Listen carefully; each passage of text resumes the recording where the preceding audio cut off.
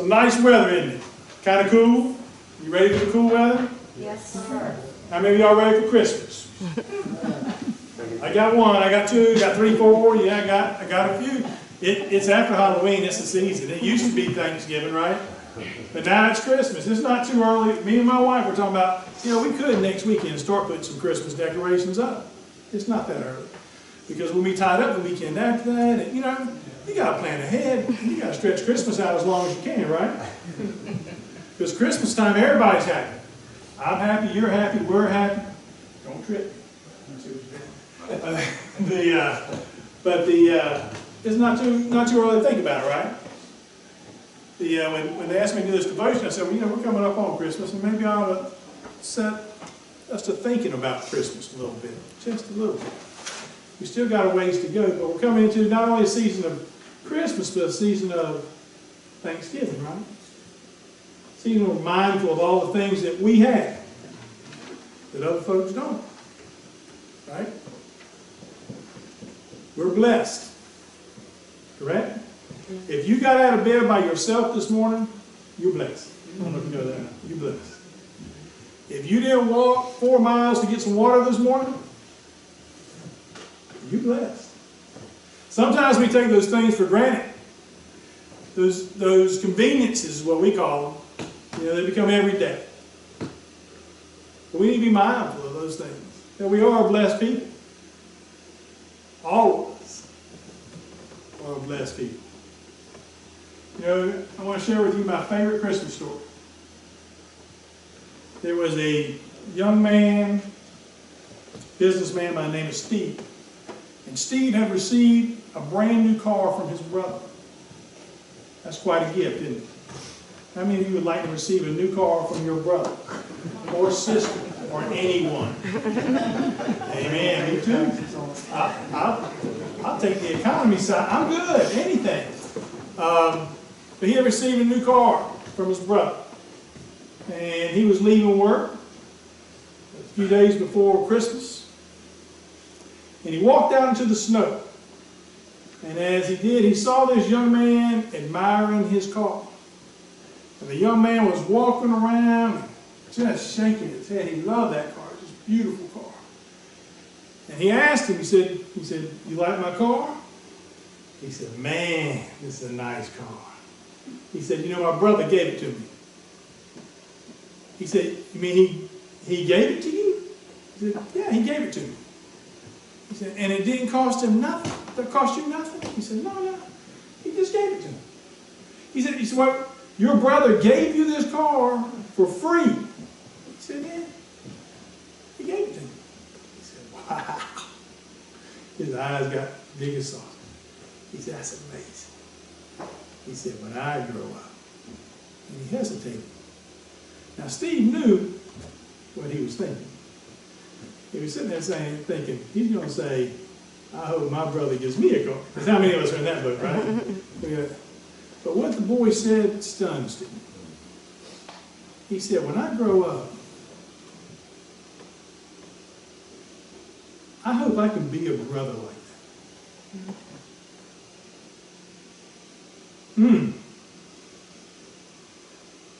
Wow. Doesn't that hit you? And it moved Steve too. And he said, you want to go for a ride in my new car? And he said, yeah, I do. That would be great. He said, well, hop in. And they began to drive around, and the young man looked over at Steve. He said, can you pull into that neighborhood right there? And Steve again was like, yeah, sure, he said. And pull up to that stoop right there in front of that third building right there. Can you do that? And Steve's like, sure. Because, and Steve's not, he's still thinking. He said, this young man just wants to show off this car to his friends. And he said, will you wait right here and not move and not go anywhere? And Steve said, sure, go ahead, I'll wait for you. And he's thinking he's going to get all his friends to show his car. Well, a few minutes passed. And then a few more. And then the door opened.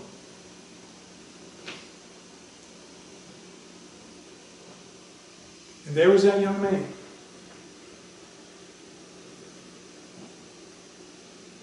and he was carrying his crippled brother. And he came and he sat on the stoop. And he snuggled up next to him, and how brothers got as close as he could get. He said, "There it is. There it is, buddy." He said, that's the guy. That's the car his brother gave him. And one day, when I get older, I'm going to give you one just like it. And we're going to be able to ride around and see all those lights I've been telling you about. Wow. Steve's jaw dropped to the floor. He couldn't believe it. But he was witnessing. And he got out of the car, and he picked the young boy up, and he put him in the seat, and the three of them rode around. And they were able to see all the lights of the city, and everything that the young man had shown to his brother. And that night, Steve learned what it meant to be more blessed to give than to receive. You see why that's my favorite story, right? That's a moving story. That's what we should all strive for. Where did you find yourself in that story? Were you Steve? Did somebody giving you something? Did you have something? Did you take for granted the person in need, or the person you were talking to, thinking, this is what they think. This is what. Did you try mind reading? You know, I went to seminary and they never taught us mind reading. I was so disappointed. I thought for sure, there's probably a reason for that actually. Sometimes I'm sure we don't want to have that gift. But they never taught us mind reading. Sometimes we try to do that, right? We try to interject our thoughts or our feelings into someone else's situation, right? Are we guilty? Amen? We're guilty sometimes. I think we all are. Or were you the little boy? You had that giver's heart? That one that reaches out to folks in need? That one that wants to give? Or maybe you're the crippled brother, waiting for somebody to reach out and extend a helping hand. Hug you, to love you, to let God's love shine into your life. Maybe you're that guy or girl. Girl's not correct, but female. I don't know. Woman. I don't see any girls. Maybe you're them. I don't know where you find yourself in that story. That's for you to decide. You know, Christmas and Thanksgiving is coming up. There's a lot of folks in need. You know, Jill painted a beautiful picture of heaven. Didn't she? She did. Yeah. But we ain't there yet, are we? She also said there's a lot of work to be done, if I heard her correctly. Right? Amen? And guess what? She was absolutely right. There is a lot of work to be done. You know, we're called more than just to be here. You know, I used to say that same thing, I'm just passing through. This isn't my world, I'm just passing through. But in reality, we're called to more than just pass through. We're called to reach out and touch each other's lives, aren't we? People touch your lives every day. They touch mine. Sometimes good, sometimes bad. They touch me, right? We interact with folks. It's up to you what kind of light you want to shine. It talks about not hiding your light in this passage today. You know, I gave you a mirror earlier. That's what. Take that out for 1 second. Now, what's a mirror good for? You can check yourself out. I'm trying not to break this one. You can check yourself out, right? It's good for self-reflection, right? It's good. Sometimes we need to self-reflect. Sometimes we need to look inside our heart. We need to see what's there. Sometimes we need to just take a moment and be still and listen for a word from God, see where He's convicting us and where we might need to change. Now, some people are perfect. I'm not one of them. But we all might need to change. So that's one thing we can use this mirror for self-reflection. But the other thing, which is really neat, some of you may have done this as a kid, is you can catch the light. You ever tried to catch the light? And then see whose eyes you put in. Sometimes the teachers didn't really appreciate that, but I don't know why. I didn't see it as distracting myself. But you know what I'm saying? You can take these things, these little mirrors, and you catch the light. You catch the light and you send the light. Right? And sometimes you take that light and you bounce it off walls, and sometimes you bounce it into dark crevices where it's never seen light before. You see, that's what we're called to do. We're called to be kind of like this mirror. We're called to bounce that light of Christ's love that He shines into our heart. We're supposed to catch that, and we're supposed to bounce it out to the world. We're supposed to bounce it out to those dark crevices that have seen no light. Places filled with despair and heartache. Looking for someone to care, looking for someone to love.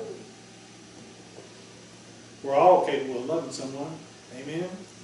That's not a hard job, is it? Except sometimes. Except sometimes when it's folks you really, some folks are hard to love, aren't they? Amen? But for the most part, we're still called to love them too. We're still called to love them too.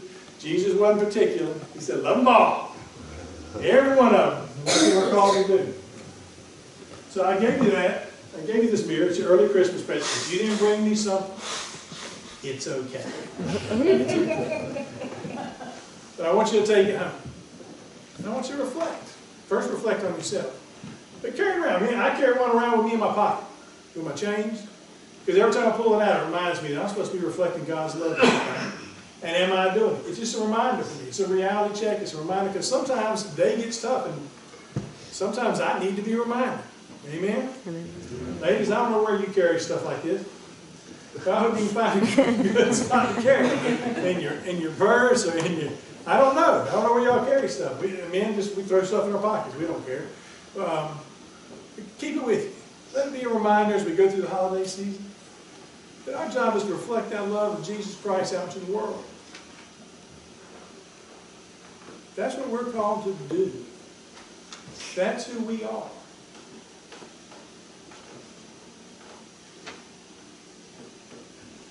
Did you notice if you turn the mirror towards you that the other side's kind of dark, isn't it? Then when it becomes all about you, the light shines out there. Can't be reflected off the back.